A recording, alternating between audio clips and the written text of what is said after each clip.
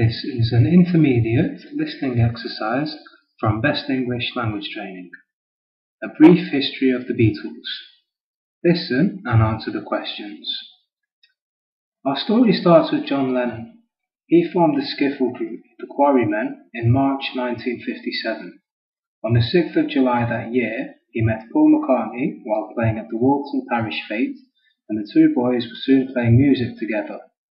In 1958, the young guitarist George Harrison joined the group, which played under a variety of different names. In 1960, they travelled to Hamburg, Germany, where they finally became the Beatles.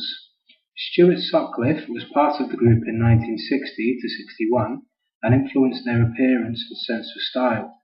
Alan Williams was their manager until 1962, when Brian Epstein became manager. In 1962, after having been rejected by every other record company in England, they joined EMI's Parlophone record label. Their drummer for the past 2 years, Pete Best, was sacked, and the more experienced Ringo Starr came in. The Beatles' first released song was in 1962, and it was called Love Me Do. Sales of the record were increased because the Beatles' manager, Brian Epstein, bought many records himself. Their first album soon followed and was called Please Please Me. Beatlemania began in Britain on 13th of October 1963 with a televised appearance at the London Palladium.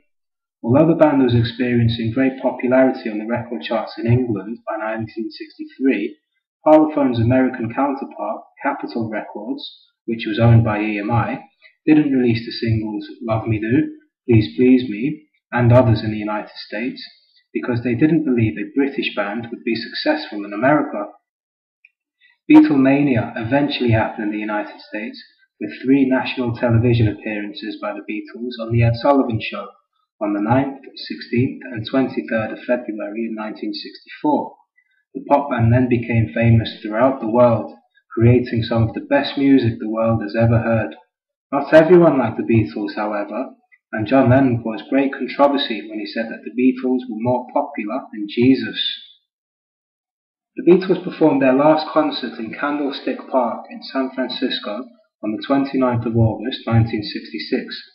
From this time until the group broke up in early 1970, the Beatles concentrated on making some of the most remarkable recorded pop music of the 20th century. The Beatles' financial fortunes hit problems, however, when their manager Brian Epstein died in 1967, an event which really shocked and saddened the band. That same year, the Beatles became the first band ever globally to broadcast on television, but the members were growing apart.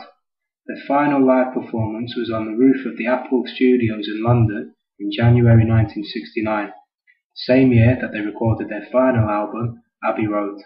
The band officially broke up in 1970, and a few months later, Let It Be followed as their last commercial album release.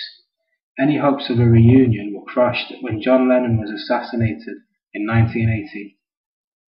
A virtual reunion occurred, however, in 1995 with the release of 2 original Lennon recordings, which the 3 remaining Beatles played on.